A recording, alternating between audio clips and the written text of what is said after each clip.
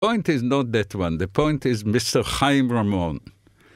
And he is a very elusive, a very ambitious, and at the same time a pretty superficial political, time bomb or something like that. And he was ready, I believe, to tell the Palestinians not to take Netanyahu seriously, but to take his party seriously. That is to say that Kadima, Ramon's party, should replace Netanyahu, or at least become the most important part of a new coalition. This was the name of the game. I don't think that this game is going to succeed. And therefore, it's one of Mr. Ramon's, let's say, maneuvers in which he plays still quite a role in spite of the fact that he's not even a member of the Knesset. Professor Aronson, I have to disagree with you. I'll tell you why. Chaim Ramon, to be honest, is not my cup of tea. But still, we are talking about an affair that verges on the espionage. And you have to be very, very careful. And the source is dubious. And the way it was represented to the public is dubious. This is not journalism. This is witchcraft. I don't know what to call it. No. Germany has very strict laws, by the way, even tougher than ours. But this is not the issue. The issue is the person of Mr. Chaim Ramon, who is, as I said, an irresponsible, ultra-ambitious individual who is trying to tell the Palestinians, talk to us, not to Netanyahu. With all due respect, I think that you're right in your political analysis, but I think that Yitzhak Noy's criticism of the journalistic methodology is extremely valid because there have to be limits as to how far a reporter is willing to go. Of course, we could say, what's the difference between this and deep throat? After all, a president virtually was almost impeached. He left office. Richard Nixon, the late Richard Nixon, well, because of a mysterious person. But Deep Throat kept giving them accurate information about what happened within the White House, and they followed it. Here, we don't have the same case. No, this is a strange technique where you bring your source to the microphone, and you distort the sound. Let him or her tell the story, and then you distort the sound of the voice so that it's unrecognizable. You don't identify the person, except to say that it's a very serious, responsible, well-known and respected individual.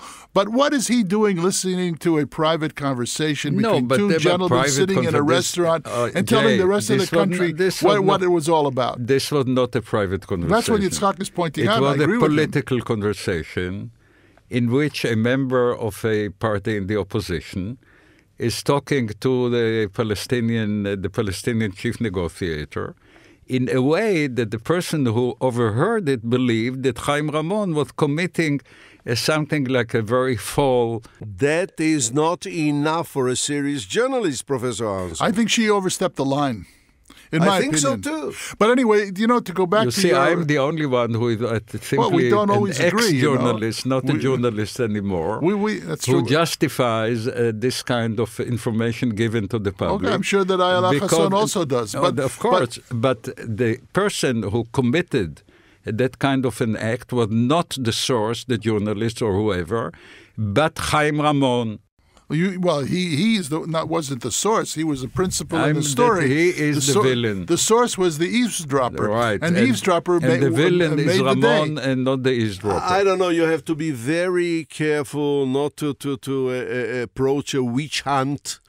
In this case. Well, that's not happening. There won't be one, so we don't have to worry any further. It's just that if anybody wants to know the nature of the Israeli media and to a certain extent the Arab media that surrounds Israel, they should be aware that some journalists may be a bit more ambitious than they should be. What about the British media? You think that the British would not have published? I don't want to walk into that minefield because you mentioned before the incident that occurred at 7 o'clock in the morning when missiles landed in Eilat, and Aqaba, Jordan, at the same time.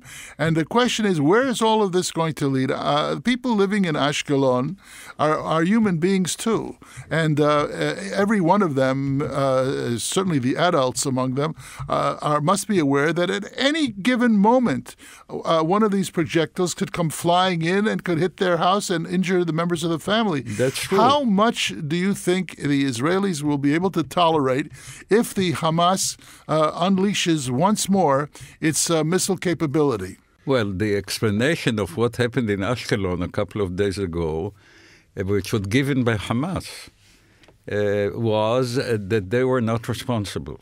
They tried whatever they could to prevent such rocket launching into Israel, but they are not totally in control. This is what Hamas is saying. It could be they wanted to say it, but political analysis suggests that Hamas, being a kind of an agent of Iran, is very dissatisfied with the decision of the Arab League foreign ministers to urge President Mahmoud Abbas to go to the conference table with the Israelis face to face. It's nonsense. Professor Aronson, everyone knows that in the Gaza Strip you can't lift a nail without the permission of the Hamas, if they want to.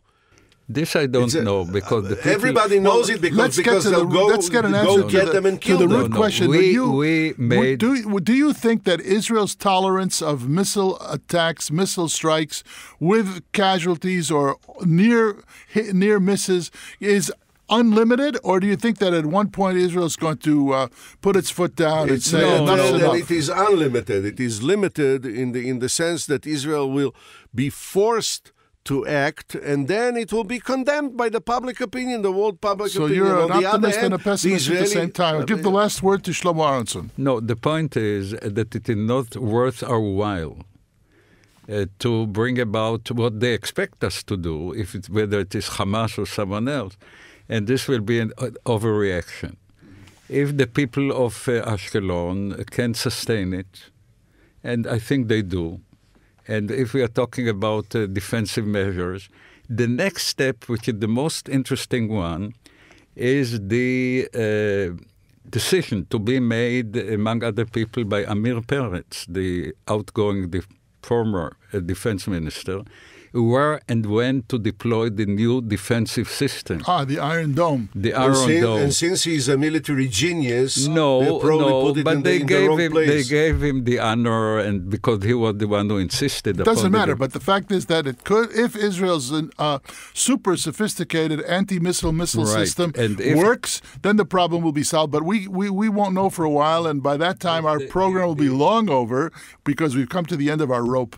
Our time has run out, so I want to thank Yitzhak Noy of Israel Radio and Shlomo Aronson of the Hebrew University for joining me here at the studios in Tel Aviv.